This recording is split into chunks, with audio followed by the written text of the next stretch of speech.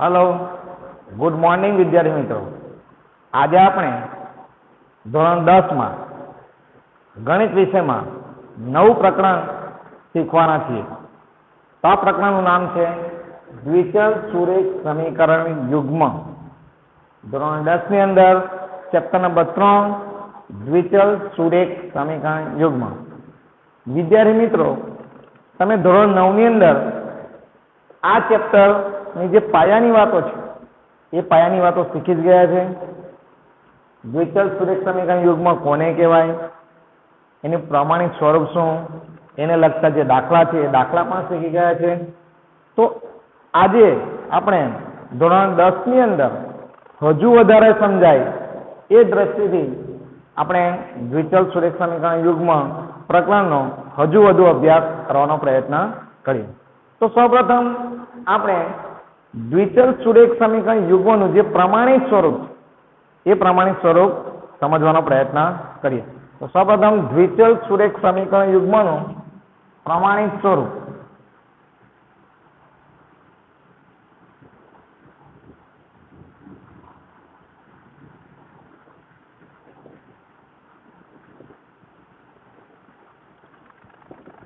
દ્વિચલ સુરેખ સમીકરણ યુગ્મનું પ્રમાણિત સ્વરૂપ। દ્વિચલ સુરેખ સમીકરણ યુગ્મ દ્વિચલ જેમાં બે ચલ હોય, સુરેખ એટલે જેનો ઘાત એક હોય, એ ચલનો ઘાત એક હોય એવા સમીકરણને દ્વિચલ સુરેખ સમીકરણ યુગ્મ કહે છે। એની જે વ્યાખ્યા છે પછી આપણે સમજવાના જ છે। સૌપ્રથમ એનું પ્રમાણિત સ્વરૂપ છે। તો દ્વિચલ સુરેખ સમીકરણ યુગ્મનું જો પ્રમાણિત સ્વરૂપનો મતલબ થાય એની ઓળખ। તો મારે દ્વિચલ સુરેખ સમીકરણ યુગ્મ છે કે નહીં એને ઓળખવું હોય તો કઈ રીતે ઓળખી શકાય?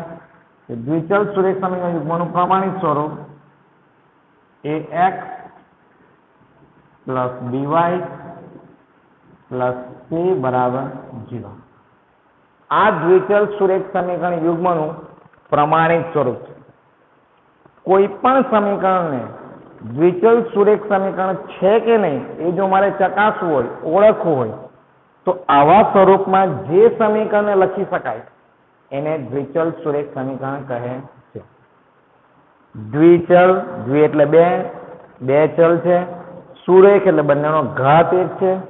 આ જે x અને y છે એ ચલ છે અને abc જે છે એ સંખ્યાત્મક કિંમત છે જે આપણે જોવાના જ છે। તો દ્વિચલ જેમાં બે ચલ છે, સુરેખ એટલે જેનો ઘાત એક છે એવા સમીકરણને દ્વિચલ સુરેખ સમીકરણ કહે છે।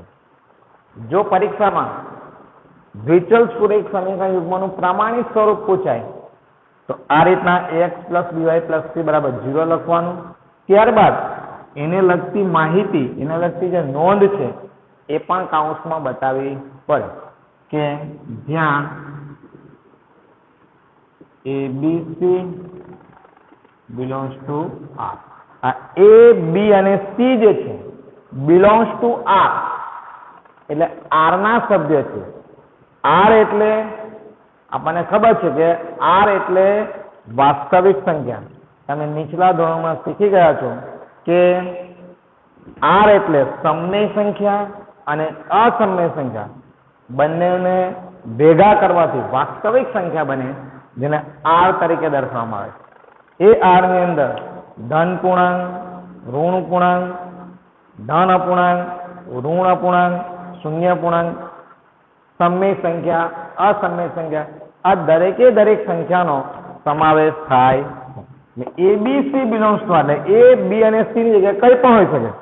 ઉદાહરણ તરીકે આપણે લઈએ તો 3x વત્તા 4y પ્લસ 5 બરાબર A ની જગ્યાએ 3, B ની જગ્યાએ 4, C ની જગ્યાએ 5। આ રીતના ABC કંઈ પણ હોઈ શકે, અપૂર્ણાંક બી હોઈ શકે। 3/2x ઓછા 5y માઇનસ વર્ગમૂળમાં 7 બરાબર 0। અપૂર્ણાંક હોઈ શકે, અસમય સંખ્યા હોઈ શકે, ABC ની જગ્યાએ કોઈ પણ સંખ્યા હોઈ શકે। તો આવા સમીકરણને દ્વિચલ સુરેખ સમીકરણ કહે છે। ABC belongs to R તથા A અને B એકી સાથે શૂન્ય નથી તથા એ અને બી એકી સાથે શૂન્ય.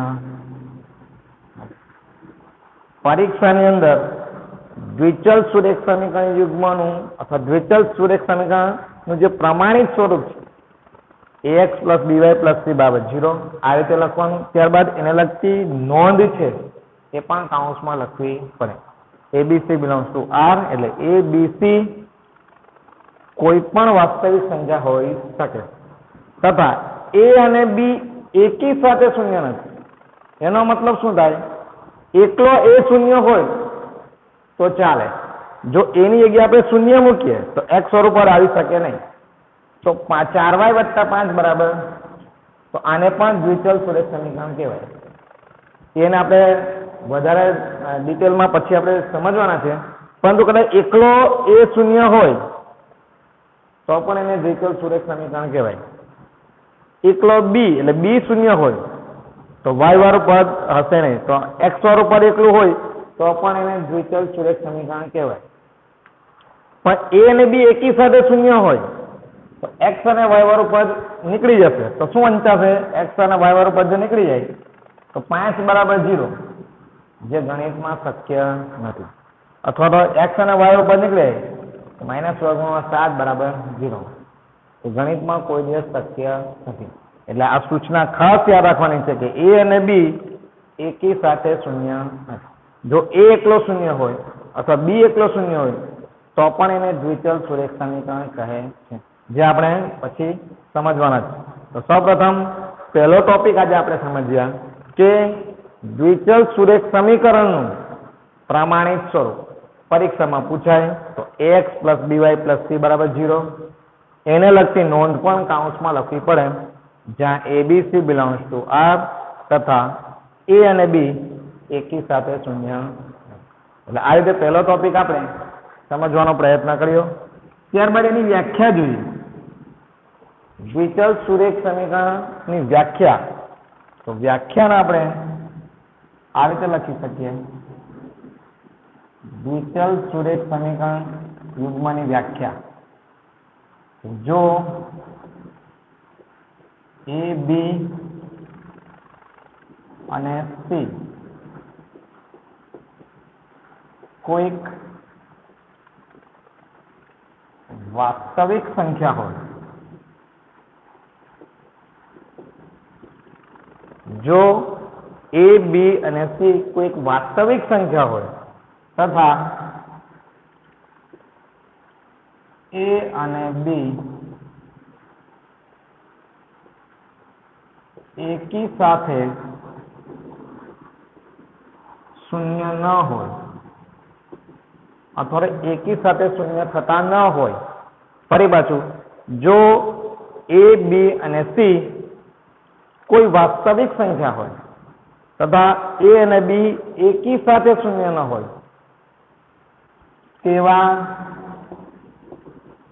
સમીકરણને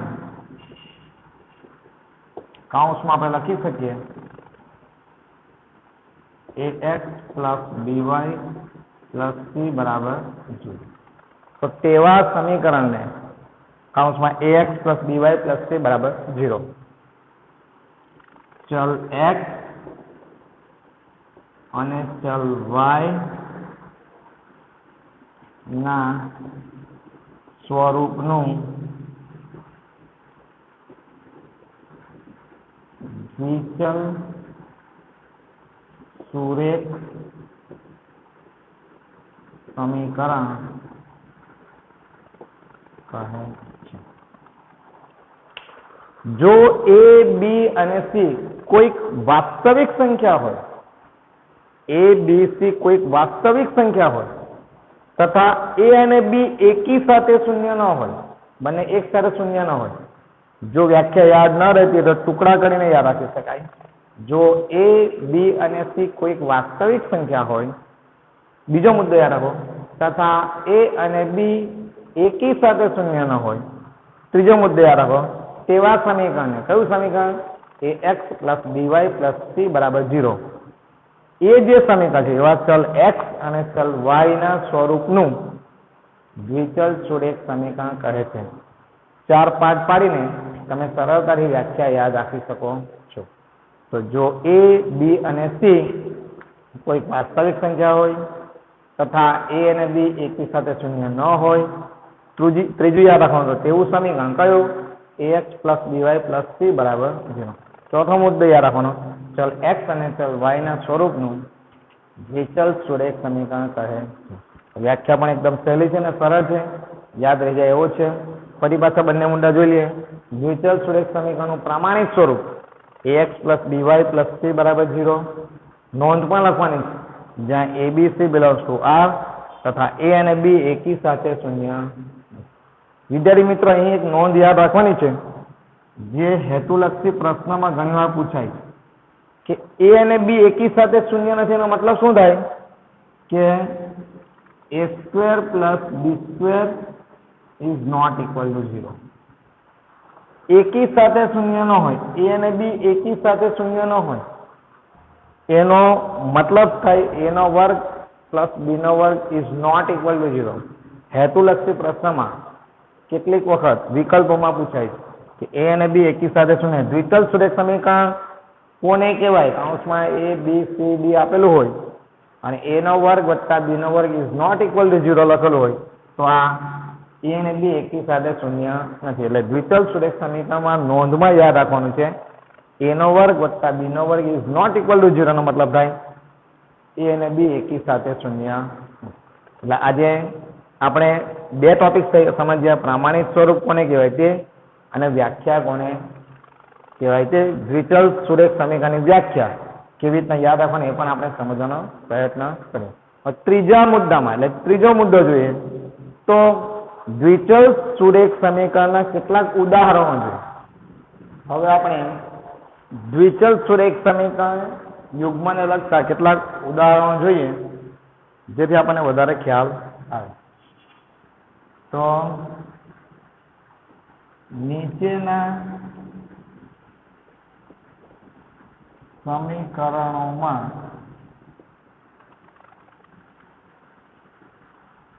દ્વિચલ સુરેખ સમીકરણ નીચેના દ્વિચલ સમીકરણો દ્વિચલ સુરેખ સમીકરણ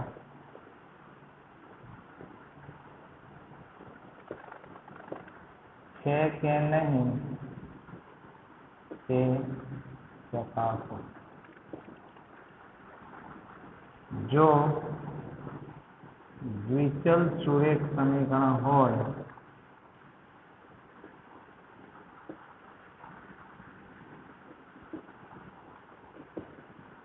તો તેને પ્રામાણિક સ્વરૂપમાં નીચેના સમીકરણો દ્વિચલ સુરેખ સમીકરણ છે કે નહીં તે ચકાસો. જો દ્વિચલ સુરેખ સમીકરણ હોય તો તેને પ્રામાણિક સ્વરૂપમાં ફેરવો. તો સૌપ્રથમ આપણે જોઈએ 3x - 7y બરાબર 8. બીજું જોઈએ આપણે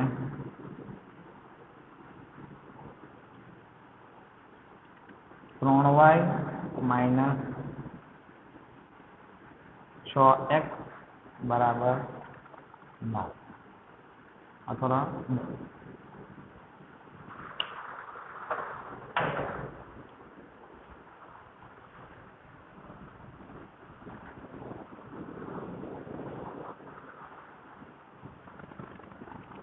જોઈએ પહેલું 2x - 3y બરાબર 7. દ્વિચલ સુરેખ સમીકરણ છે કે તે ચકાસવાનું છે અને હોય તો તેને પ્રામાણિક સ્વરૂપમાં ફેરવો. બીજું જોઈએ 3y - 8x બરાબર 5. ત્રીજું જોઈએ 2x નો વર્ગ વત્તા 5y - 8 બરાબર 0. ચોથું જોઈએ 7y - 3x નો 7y નો વર્ગ - 3x +5 બરાબર. ત્યારબાદ અહીંયા પાંચમું જોઈએ.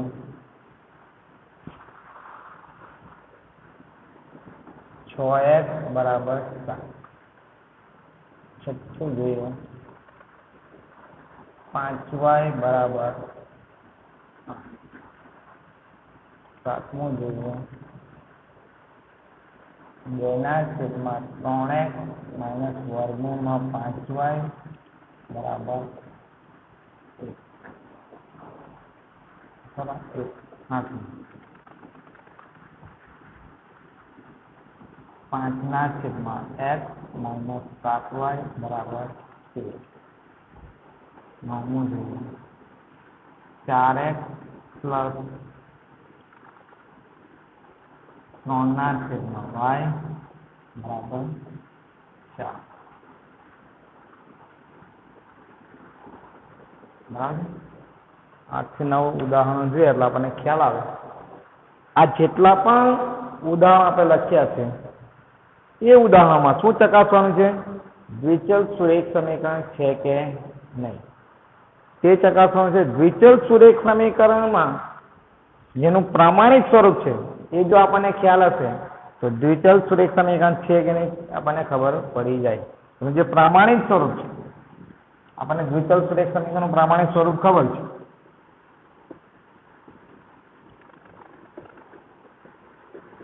ax plus by plus c બરાબર 0. જો બે ચલ હોય અને બંને ચલનો ઘાત 1 હોય તો એવા સમીકરણને દ્વિચલ સુરેખ સમીકરણ કહે છે. તો આની અંદર આપણે બે ચલ છે, પહેલો દાખલો જોઈએ. બે ચલ છે, બંને ચલનો ઘાત કઈ નથી એટલે 1 સમજવાનું. તો આપેલું સમીકરણ દ્વિચલ સુરેખ સમીકરણ છે. તો આપેલું સમીકરણ દ્વિચલ સુરેખ સમીકરણ છે. જેને પ્રામાણિક સ્વરૂપમાં ફેરવવું હોય તો x વાળું પદ, y વાળું પદ, પછી અચળ પદ બરાબર 0 આ સ્વરૂપમાં લખાવવું જોઈએ. તો x વાળું પદ તો છે જ, પછી y વાળું પદ, પછી અચળ પદ બરાબર. એટલે આપેલું સમીકરણમાં બે ચલ હોય, બંને ચલનો ઘાત 1 હોય તો તેવા સમીકરણને દ્વિચલ સુરેખ સમીકરણ કહે છે. પ્રામાણિક સ્વરૂપમાં ફેરવવા માટે x વાળું પદ, પછી y વાળું પદ, પછી અચળ પદ બરાબર 0. બીજું જોઈએ તો આમાં પણ બે ચલ છે, બંને ચલનો ઘાત 1 છે. ઘણી વખત ઘણા બધા વિદ્યાર્થીઓને એવું હોય કે x વાળો ચલ જ પહેલા હોવું જોઈએ એવું જરૂરી નથી. તો y વાળો જે ચલ છે y વાળું ચલ પ્રથમ હોવા છતાં બે ચલ છે, બંને ચલનો ઘાત 1 છે તો આને પણ દ્વિચલ સુરેખ સમીકરણ કહે છે. અને જો પ્રામાણિક સ્વરૂપમાં ફેરવવું હોય, પ્રામાણિક સ્વરૂપમાં આપણે આ x સ્વરૂપ પદ પ્રથમ લઈએ એટલે આપણે વ્યવસ્થિત ખ્યાલ આવે. તો x સ્વરૂપ પદ પ્રથમ લઈએ તો -8x, કારણ કે x નો જે સહગુણક છે -8 છે, y નો સહગુણક એ +3 છે એટલે +3y -5 બરાબર 0. x વાળું પદ, પછી y વાળું પદ, પછી અચળ પદ 5 ને અંદર લાવે એટલે શું થઈ જાય? માઇનસ બરાબર 0. અહીં બી 7 ને અંદર લાવે તો શું થઈ જાય? -7 બરાબર 0. એ જ પ્રમાણે ત્રીજું જોઈએ તો અહીં બે ચલ છે x અને y, પણ ચલનો ઘાત 1 નથી. બે ચલ હોવા જોઈએ, બંને ચલનો ઘાત 1 હોવો જોઈએ. બે ચલમાંથી એક ચલ હોય તો પણ ચાલશે, જે બીજા ઉદાહરણમાં આપણે જોવાના જ છે. હવે અહીંયા બે ચલ છે પણ ચલનો ઘાત 1 નથી, બે હોવાથી આ દ્વિચલ સુરેખ સમીકરણ નથી. ઘાત 1 જ હોવો જોઈએ, અહીંયા દ્વિચલ સુરેખ સમીકરણ નથી. એ જ પણ નીચે પણ જોઈએ તો ચલ બે છે x અને y, પણ ચલનો ઘાત y નો ઘાત કેટલો છે? 2 હોવાથી દ્વિચલ સુરેખ સમીકરણ કહી શકાશે. એટલે બે ચલ, બંને ચલનો ઘાત 1, બે ચલ, બંને ચલનો ઘાત 1 તો જ એને દ્વિચલ સુરેખ સમીકરણ કહેવાય. ઘાત જો 2 હોય અથવા 1 કરતાં બીજી કોઈ પણ સંખ્યા હોય તો પણ એને દ્વિચલ સુરેખ સમીકરણ કહી શકાય નહીં. એ જ પ્રમાણે પાંચમું ઉદાહરણ જોઈએ. 6x બરાબર 7. અહીં એક જ ચલ છે છતાં પણ ચલનો ઘાત 1 છે તો આવા સમીકરણને પણ દ્વિચલ સુરેખ સમીકરણ કહે છે. શા માટે? કારણ કે એનું જે પ્રમાણિત સ્વરૂપ છે ax plus by plus c બરાબર 0 એવા સ્વરૂપમાં એને લખી શકાય છે. કઈ રીતના? તો ભાઈ x વાળું પદ તો આપણી પાસે છે, y વાળું પદ નથી તો આપણે 0y આ રીતે લખી શકાય. ત્યારબાદ અચળ પદ -7 બરાબર તમે જોઈ શકો છો કે એનું પ્રમાણિત સ્વરૂપ જે છે x વાળું પદ પછી y વાળું પદ અહીં નથી તો આપણે 0y લખી શકીએ. અચળ પદને અંદર લાવે એટલે માઇનસ થશે બરાબર 0. પ્રમાણિત સ્વરૂપમાં લખી શકાતું હોવાથી આને પણ દ્વિચલ સુરેખ સમીકરણ કહે. એ જ પ્રમાણે નીચેનું સમીકરણ પણ જોઈએ તો એ પણ દ્વિચલ સુરેખ સમીકરણ છે. y વાળો ચલ છે એનો ઘાત એક જ છે તો આને પણ દ્વિચલ સુરેખ સમીકરણ કહેવાય છે. કારણ એને પણ જો આપણે પ્રમાણિત સ્વરૂપમાં લખવું હોય x વાળો ચલ નથી 0x પ્લસ 5y માઇનસ 8 બરાબર ચલ x વાળું પદ નથી જે આપણે પ્રમાણિત સ્વરૂપમાં આપણે જોયું કે a અને b એકી સાથે શૂન્ય થવા જોઈએ. અહીંયા b શૂન્ય છે, b એટલે x નો or y નો સહગુણક. અહીં x નો સહગુણક 0 છે એટલે a શૂન્ય છે પણ એકી સાથે બંને શૂન્ય હોવા જોઈએ. અહીંયા શૂન્ય હોય 0x લખી શકાય પ્લસ 5y માઇનસ 8 બરાબર 0 એટલે આ પણ દ્વિચલ સુરેખ સમીકરણ છે. સાતમું ઉદાહરણ છે. ઘણા બધા વિદ્યાર્થી વિચાર કરે કે આગળ અપૂર્ણાંક સંખ્યા હોય વર્ગમૂળ વાળી સંખ્યા હોય તો દ્વિચલ સુરેખ સમીકરણ કહી શકાય કે નહીં? તો આને પણ દ્વિચલ સુરેખ સમીકરણ કહી શકાય કારણ કે બે ચલ છે બંને ચલનો ઘાત 1 છે. એક ચલ હોય તો પણ દ્વિચલ સુરેખ સમીકરણ કેમ કહેવાય એ પણ આપણે જોયું. તો બે ચલ હોય તો બંને ચલનો ઘાત 1 હોવો જોઈએ. આગળની સંખ્યા વર્ગમૂળવાળી પણ હોઈ શકે, અપૂર્ણાંક પણ હોઈ શકે, ઋણ પણ હોઈ શકે. જે આપણે પ્રમાણિત સ્વરૂપમાં જોયું કે abc બિલોંગ્સ ટુ r એટલે વાસ્તવિક સંખ્યા.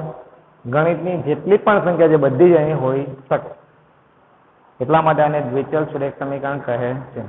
નીચેની જે આઠમું દ્રષ્ટાંત અથવા આઠમું ઉદાહરણ જોઈએ તો 5 આને આપણે પ્રમાણિત સ્વરૂપમાં લખવું હોય તો આ રીતે લખી શકાય 2/3x માઇનસ વર્ગમૂળમાં 5y માઇનસ 1 બરાબર 0 આ રીતે લખી શકાય. x વાળું પદ y વાળું પદ એક ને અંદર લાવે એટલે માઇનસ.